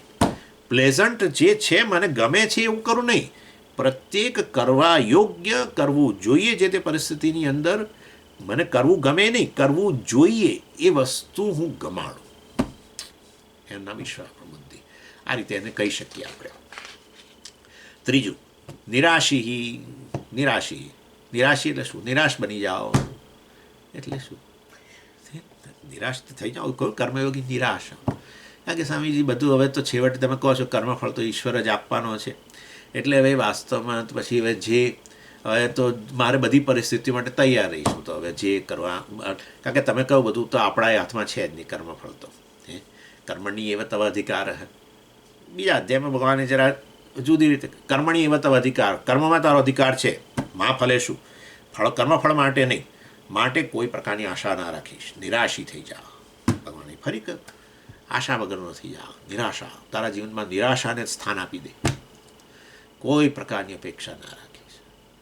આવો ડલ, આવો કર્મયોગી ડલ હોય કે સાત્વિક હોય, તમોગુણી હોય. એટલે વાસ્તવમાં પણ must be prepared for all situation. મેં તમને પહેલાં જ કહી દીધું, ખુલ્લા મનવાળો છે, ખુલ્લા મનવાળો. અને એ અમારા માટે હોય, જાઓ કોઈ જગ્યાએ ને 2 વ્યક્તિઓ સાંભળનાર હોય, જાઓ ને 100 વ્યક્તિઓ હોય, કશું નક્કી નહીં. બધું વાસ્તવમાં must be prepared for all. કોઈ પણ મારા કિસ્સા, બધાના કિસ્સામાં આ વસ્તુ રહેવાની જ છે. જ્યાં સુધી જીવન છે ત્યાં સુધી આ રહેવાનું જ છે. અને ભગવાને અવતાર દ્વારા બહુ સ્પષ્ટ કરી દીધી વસ્તુ. એ જોઈશું 4થા અધ્યાયમાં આપણે અવતારની જ વાત કરવાના છે. સ્પષ્ટ કલ્પના જ નહીં. ભગવાનને કલ્પનાની રાજ્યાભિષેક થવાનો હતો ને ત્યાં તો વળી શું રાજ્યાભિષેક, વનાભિષેક થઈ ગયો. પ્રિપેર્ડ, તૈયાર, સ્વસ્થ એકદમ. કારણ કે જાણે છે ને, પોતે જ કર્મફળ દાતા. એમને ખબર છે આ તો આ બધી વસ્તુઓ તો આવવાની જ છે. કોઈના જીવનની અંદર ધાર્યું કે ધાર્યા કરતાં વધારે હંમેશા એક પરિસ્થિતિ બન્યું જ નથી, બનવાનું જ નથી. હું બહુ ચેલેન્જથી કહું છું, કોઈ વ્યક્તિ સિદ્ધ નહીં કરી શકે કે હંમેશા સ્વામીજી બધી પરિસ્થિતિમાં મેં જે કર્યું એમાં મને ધાર્યું કે ધાર્યા કરતાં વધારે મળ્યું છે. બને જ નહીં. It is impossible. અને માટે વાસ્તવની અંદર prepared. Future is not under your control. અને એટલા માટે જ ભવિષ્યની ચિંતા રહે છે. ભવિષ્યની ચિંતા રહે છે કારણ કે તમને ખબર છે, તમે ઓલરેડી ભૂતકાળમાં અનુભવેલું છે કે કેટલી પરિસ્થિતિમાં એવું બન્યું છે કે હું ધાર્યું તો એના કરતાં ઓછું અથવા ધાર્યા કરતાં ઉલટું થયેલું છે, નિષ્ફળતા આવેલી છે. સો કોલ અને એના કારણે જ હવે ભવિષ્યમાં પણ આ જ થવાનું છે. માટે લોકોને, મોટાભાગના લોકોને ભવિષ્યની ચિંતા હોય છે. બધું હોવા છતાંય જે વસ્તુઓ ભવિષ્યમાં આવનારી મુશ્કેલીઓને આપણે ધ્યાનમાં રાખીને બધું કવર કરી લીધું હોય કે ના નહીં જ આવે, તો પણ આપણે ચિંતા રહે છે. બતાવે છે કે ભવિષ્ય અનસર્ટેન છે. શું આવશે ભવિષ્યમાં નક્કી નથી. નિરાશી એટલે આ પ્રિપેર્ડ છે. બસ ફેટલિસ્ટિક નહીં છે આવવાનું. સમજી, લલાટે લખેલા લેખ કોણ પૂછવાનું છે. માટે હવે આપણે ગમે તે કરો, કશો ફેર, કારણ કે ભગવાને કહી દીધું કે એ તો કર્મફળ તો મારા હાથમાં જ છે. કર્મફળ એટલે તમે કહ્યું સ્વામીજી જીવનની પરિસ્થિતિઓ, તો પછી હવે જીવનની પરિસ્થિતિ બધું એ જ મોકલવાનું હોય, બધું ઓલરેડી નક્કી જ થઈ ગયેલું હોય, તો હવે પછી આ તો આપણે શું, આપણું કરેલું શું બળવાનું છે. આપણા કરેલું કશું નથી. આવું નહીં. તમે કર્મ કરેલું એ જે આવે છે પરિસ્થિતિ, એ કર્મફળ છે. તમે કરેલું છે કર્મ, એની જ પરિસ્થિતિ છે. કોઈ ભગવાન એમને પરિસ્થિતિઓ મોકલતો નથી. રોજ સવારે પેકેટો નથી મોકલતો કોઈ. એને થયું કે આજે ચાલ હવે એને આમ મોકલી દો, કશું નહીં. Is a just. એટલે એ તો પૂરેપૂરો ન્યાયબદ્ધ કામ કરે છે. કર્મના નિયમોને આધારે કામ કરે છે. કર્મના નિયમો એ છે ને કર્મફળના નિયમો એ છે. માટે તમે કર્મ નહીં કરો તો કર્મફળ જ નથી આવવાનું. એ નિયમ છે. કર્મ કરો તો કર્મફળ આવે, જે પરિસ્થિતિ આવે એ જુદી વસ્તુ છે. પરંતુ કર્મ તો કરવું જ પડે. એટલે નિરાશી એટલે આ પ્રકારનું કશું કે આપણે જે કંઈ કરીએ એની કોઈ વસ્તુ એ જ નથી, એ તો જે ધારું છે એ જ થવાનું છે. આ પ્રકાર, અને ફેટલિસ્ટિક અપ્રોચ કહે છે. ડિટર્મિનિઝમ પણ કહે. આમ પેલું શું છે ને કે પ્રારબ્ધવાદી. અને માટે આવા લોકો પુરુષાર્થને બદલે હંમેશા પ્રારબ્ધમાં શું લખેલું છે જાણવા માટે બહુ પ્રયત્ન કરતા હોય છે. એમાંથી જ લોકો જ્યોતિષ તરફ વળી જતા હોય છે. જ્યોતિષમાં બહુ જ ડૂબેલા લોકો આ તમને મળશે. પુરુષાર્થની ક્યાંય વાત નહીં હોય. શું રહેલું છે આપણા જીવનમાં, શું થવાનું છે, લલાટના લેખ જે છે એની ચિંતા કરતા હોય છે. પણ લખવાનું, લલાટના લેખ કોઈ એણે એમને નથી લખેલા. તમારા જ કર્મોનું એક કર્મફળ રૂપે આવવાનું છે. અને એમાં 4 વસ્તુ આવવાની છે, નક્કી છે. પરંતુ આ વ્યક્તિ તૈયાર છે. તો પછી સ્વામીજી આપણે એવું કરવું જોઈએ. હવે તમે કહો છો આમ પ્રારબ્ધને આ રીતે તમે એ કરતા, તો ભાઈ પુરુષાર્થવાદી બની જવું જોઈએ. પુરુષાર્થવાદી એટલે હું જે કરું હું જે કરીશ મારા ભવિષ્ય આ બીજું આ પણ સાંભળવા મળે છે. તમારા ભવિષ્યનું નિર્માણ તમે જ કરી શકો છો. તમારા ભવિષ્યના ઘડવૈયા તમે જ છો. જો તમારા ભવિષ્યના ઘડવૈયા તમે જ હો તો ભવિષ્યની ચિંતા શાના માટે હોય? હવે તો ભાઈ ભવિષ્યની ચિંતા જ ન હોવી જોઈએ ને, કારણ કે તમે જે ધારો એ થવાનું છે. બધું તમારા હાથમાં છે. આનું નામ એરોગન્સ. હવે છે લોકો, હવે છે. હમણાં એક યુટ્યુબમાં વિડીયો મેં જોતો હતો. અહીંયા કોઈક આપણા અમેરિકાની અંદર કોઈક ભારતીય વર્ષો પહેલાં આવેલા ને કોઈક સારી યુનિવર્સિટીમાં ભણ્યા અને પછી એમાંથી એમણે ધીમે ધીમે પોતાનો પછી બિઝનેસ શરૂ કર્યો અને બિઝનેસમાં સફળ ગયા. એટલે પછી એ યુનિવર્સિટીવાળા બોલાયા, ઘણા સારા સફળ ગયા. અમેરિકામાં એમનું નામ છે કંઈક, હું નામ ભૂલી ગયો છું અત્યારે. એમને પછી બોલાવ્યા પેલું કંઈક લેક્ચર એના માટે કોઈક સેલિબ્રેશન નિમિત્તે બોલાવ્યા. તો એમણે એમ તો વાત એવી રીતે કરતા હતા કે જાણે એમણે હુકમનો એક એમના હાથમાં જ હતો આમ જાણે, અર્થાત જે ધાર્યું થતું ગયું આમ તેમ. પરંતુ એ બોલ્યા એ દરમિયાન 2-3 વાર પકડાઈ ગયું કે આ વસ્તુ એમણે એમ ધારેલી પણ ન થઈ. એટલે એમણે એ છોડી દીધું, એ બિઝનેસ કંઈક પર્ટિક્યુલર એ છોડ્યો, પછી બીજું પકડ્યું.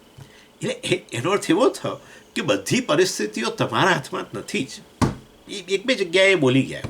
આમ તો જે રીતે એમણે શરૂઆત કરી તે એવું લાગતું હતું કે લિટલ એરોગન્સ પણ ખરું, આમ બોસ્ટિંગ પણ કરતા હતા. સફળતા મળીને ઘણીવાર આ પ્રકારે સફળતા પછી આવી વસ્તુઓને આમંત્રણ આપતું હોય છે, પ્રાઇડને આ તે બધી વસ્તુ. એટલે એમાંથી પણ પ્રવચનના 2-3 વાર એવું બોલી ગયા કે ફલાણું કંઈક કર્યું પરંતુ એમાં નિષ્ફળતા એમાં ન થયું કંઈક. જ્યારે જુદી રીતે એવી રીતે કહ્યું કે પેલું નિષ્ફળ શબ્દ ન દેખાય પરંતુ બોલી ગયા. કોઈ બને જ નહીં. એટલે તમે ધારો એ વસ્તુમાં કોઈ અવરોધ ના, તમે ટકેલા રહો, તમારું ધૈર્ય હોય તો ઈશ્વર તમને સહાયભૂત થાય ડેફિનેટલી. એ ઈશ્વરની પણ એ આપણે પછી એ સ્વીકારીએ નહીં, આપણા પોતાના જ પ્રયત્નનું પરિણામ છે એવું આપણે લાગે. પરંતુ વાસ્તવની અંદર જે પણ જે લોકો બિઝનેસ કરતા હોય, સારા જે ક્ષેત્રમાં આગળ વધેલા છે, બધા જ લોકોની આત્મકથાઓ જુઓ તો એમાં હશે કે આવી સ્ટ્રગલ થઈ, આમ થયું તેમ થયું, અમારે પછડાઈ ગયા, આમાંથી અમારે પાછા ઊભા થયા, જે પણ આવે તો ખરું જ. That's it. એટલે બધું જ મારા હાથમાં છે. પુરુષાર્થવાદી, free will is everything, no. Fate is everything, fatalism, no. પુરુષાર્થ તમે કરો, તમારું કોન્ટ્રીબ્યુશન છે ફેટ માટે. તમે ફેટ નક્કી નથી કરતા, પ્રારબ્ધ તમે નક્કી નથી કરતા, પરંતુ પ્રારબ્ધ વાસ્તવમાં કર્મફળ જ છે. માટે તમારા કર્મનું કોન્ટ્રીબ્યુશન જરૂર. તમારા કર્મનું કોન્ટ્રીબ્યુશન નહીં હોય ને કેવળ પ્રારબ્ધ જ પર આધાર રાખશો તો કશું નહીં થાય. અને તમે પુરુષાર્થવાદી બની જશો તો પણ કશું નહીં થાય. મને ભગવાન કહ્યું નિરાશી, આશા વગરનો બની જાય એમ નહીં, તૈયાર. આ 4માંથી ગમે તે પરિસ્થિતિ આવશે આજના દિવસની અંદર જ. આ તે તું જે કર્મ કરીશ એમાંથી કદાચ સમજો કે જેનું ફળ તાત્કાલિક મળવાનું હોય એવી વસ્તુમાં પણ આ 4 વસ્તુ રહેલી છે. અને એ સિવાય જે તારા જીવનમાં પરિસ્થિતિ આવે છે એ તારા જ કર્મનું પરિણામ છે. અને એ આ 4માંથી ગમે તે પરિસ્થિતિ આવશે. એટલે તમે ભવિષ્ય નક્કી નથી કરતા, પરંતુ ભવિષ્ય જે નિર્માણ થવાનું છે એમાં તમારું કોન્ટ્રીબ્યુશન પણ છે. એટલે એ રીતે પુરુષાર્થ અને પ્રારબ્ધ એક જ સિક્કાની 2 બાજુઓ છે. સ્વતંત્ર પણ નથી અને એક જ વસ્તુ છે. પ્રારબ્ધ જ છે એવું પણ નહીં, પુરુષાર્થ જ છે એવું નહીં. જેમ હેડ અને ટેલ બંને રહેલા છે પણ એમ છૂટા ન પાડી શકાય એવી છે. પ્રત્યેક જીવનમાં આવતી પરિસ્થિતિ પ્રારબ્ધ છે. એમાં તમે જે કંઈ પ્રતિભાવ આપો છો એ તમારી ફ્રી વિલ, તમારી પસંદગીને આધારે આપો છો, મતલબ કે તમારું એ પુરુષાર્થ છે. એટલે ઘણા બધા તમે કર્મ કર્યા પછી જે કર્મફળ આવે એની અંદર અનંત પરિબળો છે. અનંત પરિબળો જેની તમે કલ્પના ના કરી હોય. કેટલાક પરિબળો તમને જ્ઞાત છે પરંતુ તમારા વશમાં નથી, કેટલાક પરિબળો તમને ખબર જ નથી. આ બંને કારણોસર વાસ્તવમાં કર્મનું ફળ તમારા ધાર્યા મુજબ ના આવે. કેટલાક પરિબળો જ્ઞાત હોય પરંતુ તમારા વશમાં ન હોય.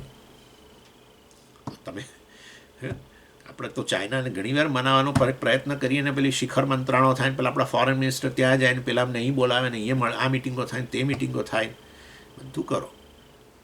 પણ તમે જાણો છો કે વાસ્તવમાં આપણા હાથમાં નથી તો પણ તમે પ્રયત્ન કરો. પરિણામ ધાર્યા મુજબ આવે, ધાર્યા કરતાં સારું આવે. આ કિસ્સામાં ઓછું જણાય છે, આ તો વાત કરું છું ખાલી. મોટે ભાગે ધાર્યા કરતાં ઓછું આવે, કદાચ થોડો ઘણા એગ્રી કરી શકીએ અને બોર્ડર ડિસ્પ્યુટ માટે વાત કરું છું, અથવા ધાર્યા કરતાં ઉલટું જ થાય, અહીંયા મિટિંગ કરે અને પછી જઈને બીજું ડિક્લેર કરે. આવું તો બધું બહુ એ બને છે. આમ મિટિંગ કરે, મિટિંગમાં એવું લાગે કે હા ના બધું બરાબર વ્યવસ્થિત ચાલે છે, આપણે ધાર્યા મુજબ થશે. પોતાના દેશમાં જઈને તદ્દન એવી વસ્તુ ડિક્લેર કરે કે જે આપણા દેશને નુકસાનકારક થાય છે જ. ઇન શોર્ટ, આ રીતે હજારો ફેક્ટર્સ છે. કર્મ અને કર્મફળ વચ્ચે હજારો અનંત પરિબળો રહેલા છે. એ બધા અનંત પરિબળોનું નામ જ ઈશ્વર છે. એ અનંત પરિબળો અનુકૂળ બનવા એ એની વિલ, ઈશ્વરની પસંદગી છે. એને આપણે ગ્રેસ કહીએ છીએ. એ અનુકૂળ બન્યા એટલે કે આપણી પાસે અનુકૂળ પરિસ્થિતિ એના રૂપમાં આવી, ધાર્યા મુજબ થયું, ધાર્યા કરતાં વધારે થયું, આપણે તરત કહીએ ઈશ્વરનો અનુગ્રહ થયો. આમ તો બંને ઈશ્વરની ગ્રેસ જ કહેવાય, પરંતુ આપણે નથી જનરલી કહી શકતા. ખરાબ પરિસ્થિતિ આપણે એમ કહીએ કે ઈશ્વરનો અનુગ્રહ છે, બોલવા ખાતે બોલીએ પણ અંદર નથી લાગતું. એ પરિસ્થિતિ જ છે. પણ આ રીતે જે કંઈ તમે દાખલા તરીકે સફળતા નિષ્ફળતા ગણો છો, સફળતા નિષ્ફળતા વચ્ચેનો જે માર્ગ છે એ અનંત પરિબળો છે. અને અનંત પરિબળો એટલે આ સૃષ્ટિના પરિબળો. તમારી પસંદગીની આધારે તમે કર્મ કરી લીધું, પરંતુ પછીના બધું એના હાથમાં છે, ઈશ્વરના હાથમાં છે, સમષ્ટિના હાથમાં છે, સમષ્ટિના નિયમોના હાથમાં છે. અને માટે જે કંઈ આવે એનો સ્વીકાર કરો, નિરાશી તૈયાર એના માટે, પ્રસાદ બુદ્ધિ વગેરે. અને પછી ચોથું જે છે નિર્મમઃ એટલે મમકાર ન રાખીશ. એટલે શું? એટલે સફળતા આપી દઉં તને, ભગવાન કહે છે તો કર્મયોગી તરીકે મારો પણ હક મારો પણ ફાળો છે ને ગણજે. કારણ કે સામાન્ય રીતે સફળતા આવે છે ને ત્યારે મોટે ભાગે આપણે કહીએ કે એ તો મેં આમ કર્યું હતું ને એટલે થયું. નિષ્ફળતા આવે ત્યારે આપણે જગતને જવાબદાર ગણીએ, પેલાએ આમ કર્યું માટે આમ થયું, પેલાએ કર્યું એટલે આમ થયું. બાકી સફળતા હોય ત્યારે સામાન્ય રીતે એવું થાય કે આપણો જ ફાળો છે, મેં મહેનત કરીને એટલે થયું.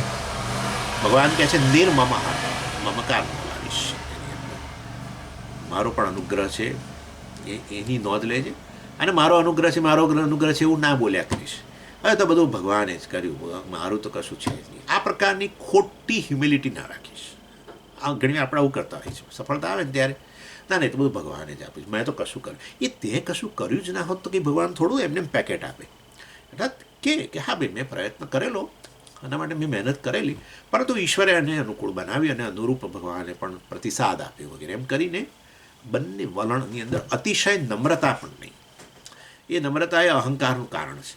આ પ્રકારે બહાર બોલ્યા કરું કે કશું મારું છે જ નહીં, બધું તો ઈશ્વરે જ આપ્યું છે, એવું બોલ કર્યા કરું. એ અંદર ખાને પાછું એવું હોય કે આ મેં જ કર્યું છે, આ તો મારું જ સફળતા છે, પણ આવી રીતે બોલ. એટલે બેલેન્સ, કર્મયોગ એટલે બેલેન્સ, ઓબ્જેક્ટિવિટી.